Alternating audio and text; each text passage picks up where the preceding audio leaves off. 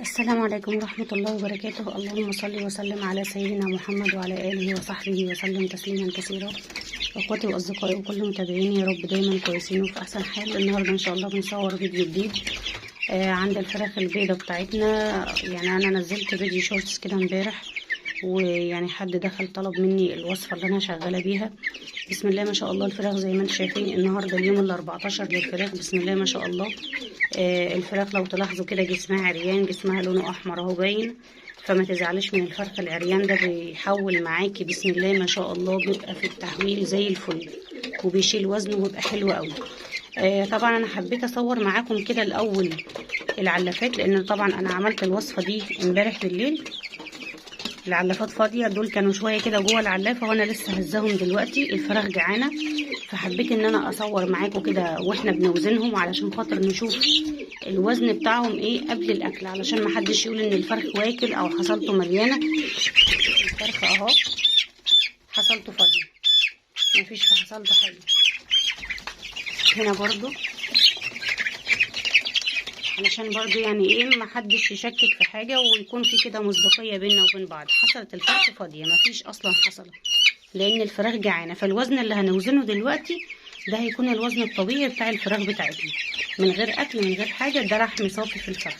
طيب معدل التحويل او معدل الوزن، متوسط الوزن الطبيعي عند الفرخ في عمر ال14 يوم، هو اليوم ال14 لسه ما خلصش، احنا لسه في اول اليوم. انا بصور لكم دلوقتي حوالي الساعه 10 الصبح او 10 ونص. المفروض عند الفرخه لما بيتم 14 يوم بيكون المعدل الطبيعي او متوسط الوزن الطبيعي بتاعه بيكون 400 جرام. طبعا بيكون فيه اعلى وبيكون فيه اقل، فعلشان كده بنقول متوسط وزن، لان هتلاقي اغلب الفراخ قريبه مثلا من الوزن ده، مع العلم ان الفراخ لسه ما كملتش ال 14 يوم، بس هنقول 14 يوم. تمام. فهنفتح الميزان بتاعنا كده ويكون برضو متصفر، وهنبدأ نوزن كده كذا فرخة مع بعض. عندنا الفرخ ده كده يا جماعة 490 جرام، وساعات بيجي 495. اظبط كده نفسك. يعني يعتبر ما فيش 10 جرام او 5 جرام، وهيبقى نص كيلو. هنشوف غيره. هنا برضو بسم الله الرحمن الرحيم. اهدى كده، اهدى بس عشان جناحك ما يتكسرش. بسم الله ما شاء الله، اللهم صل على النبي. 585 جرام اهو الميزان اهو، انا ولا حاطه ايدي ولا اي حاجه خالص. يعني 15 جرام ويبقى 600 جرام. بسم الله ما شاء الله. واحنا قلنا متوسط الوزن كام؟ 400 جرام. نشوف غيره برضو. هنيجي هنا نشوف فرخ كمان. انا والله يا جماعه مش بنقي حاجه، هو اللي بيجي في ايدي انا بجيبه على طول. برضو بسم الله ما شاء الله 630 جرام. شكلها هتبقى بربره دي. طبعا تربيه البطاريه لا يعلى عليها يا جماعه، احسن بكتير من تربيه الارض. وده كده فرخ كمان 595، يعني يعتبر 600 جرام. بسم الله ما شاء الله معدل التحويل معانا زي الفل. طبعا شفنا مع بعض تحويل الفراخ بسم الله ما شاء الله عامل ازاي. طبعا يعني هي دي مش اول مره ان انا اعمل الوصفه، بس انا يعني كل مثلا يومين 3 كده بنزل لهم حاجه جديده. ومفروض ان احنا لما بننزل وصفه او خلطه للفراخ اقل حاجه بنقعد 3 ايام. تمام. ممكن تفصلي يوم تنزلي علف صافي، وبعد كده ترجعي برضو تعملي الوصفه التانية، سواء كان مثلا في ميه او في الاكل. الفراخ بسم الله ما شاء الله، يعني يكون ان الفرخ يبقى زايد معايا حوالي 200 جرام عن متوسط الوزن الطبيعي، دي بالنسبه لي انا نتيجه مرضيه جدا. بسم الله ما شاء الله.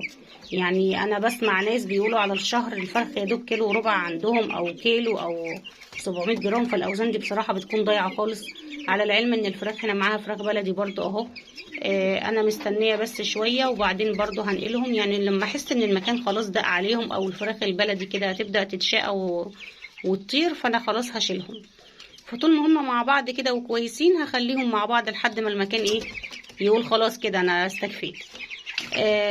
اهتمامك بالفرخ بيكون من اول يوم، بحيث ان الفرخ يكون يعني تاخدي دورة فراخ ناجحة واوزان كويسة ما شاء الله وتحويل كويس.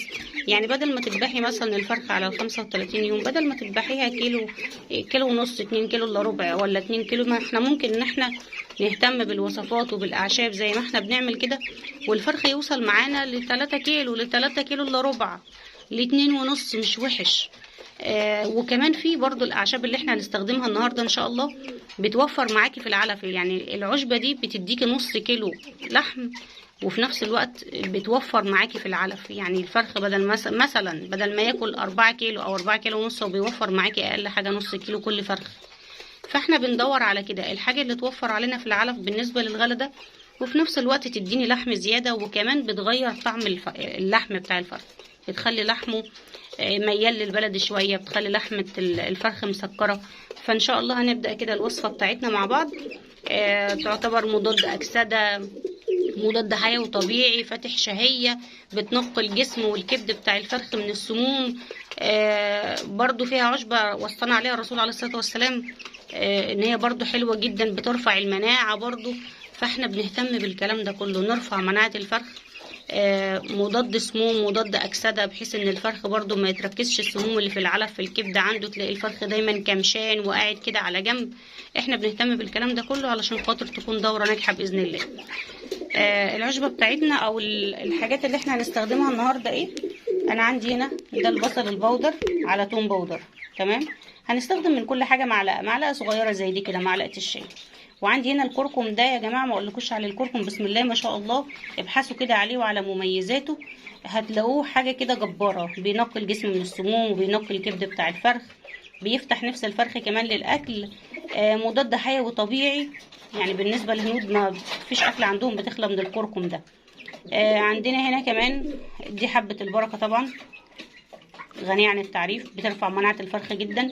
واحنا يهمنا في الفترة اللي جاية دي، لان الحر طبعا والصيف بتكون مشاكله كتيرة، ان احنا نرفع مناعة الفرخ. كل ما الفرخ رفعت المناعة بتاعته يقدر يقاوم اكتر للامراض. يعني لا قدر الله مثلا لو في ايكولاي، لو في نيوكاسل، اي حاجة، طول ما الفرخ صحته كويسة هيقدر ان هو يقاوم الفيروسات دي. طيب الحاجة الرابعة دي كمان ايه؟ ده ترمس مطحون يا جماعة. انا دايما بستخدم الترمس من ايام الارانب. الترمس المطحون، طبعا الترمس معروف ان هو غني بالالياف وبالبروتينات، واحنا طبعا بنهتم بالبروتين، او المفروض ان احنا ندي بروتين عالي في الاول علشان خاطر الفرخ معاكي يبقى تحويله كويس وتبقى صحته كويس. تمام كده، دول الاربع اعشابهم. تمام، هنحطهم هنا على العلف. طبعا لازم عامل ربط، هو مش هينفع كده منه لنفسه. هحطه، هتيجي تبص هتلاقيه رسي في ارضيه العلافه تحت. طيب هنعمله ازاي؟ هقول لكم حالا.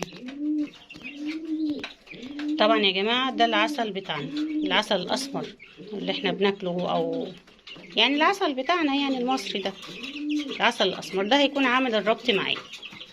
تمام كده، انا جايباه ويعني ايه، بطلع كده برطمان صغير كده هنا عند الفراخ، بحيث ان هو يبقى ده بتاعهم، الحاجه نظيفه يعني.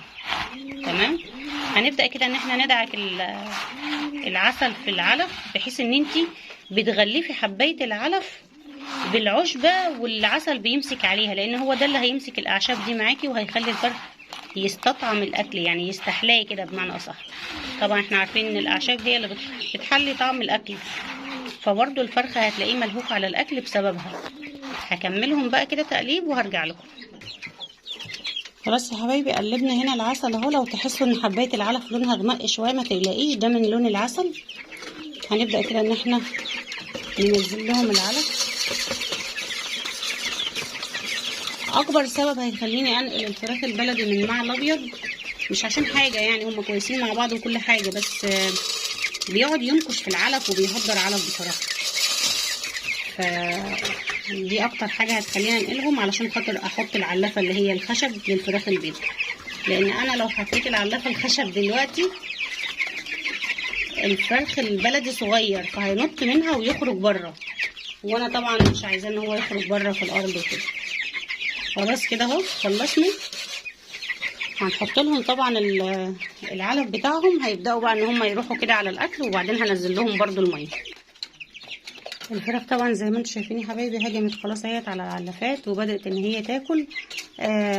جربي الخلطه دي ان شاء الله هتدعي لي والله، هتحول معاكي الفرخ وهتغير طعمه جدا. هتحسي ان انت يعني لاول مره ان انت تاكلي فراخ بالطعم ده وبالحلاوه دي.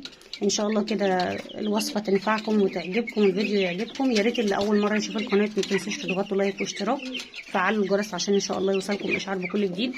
واستودعكم الله.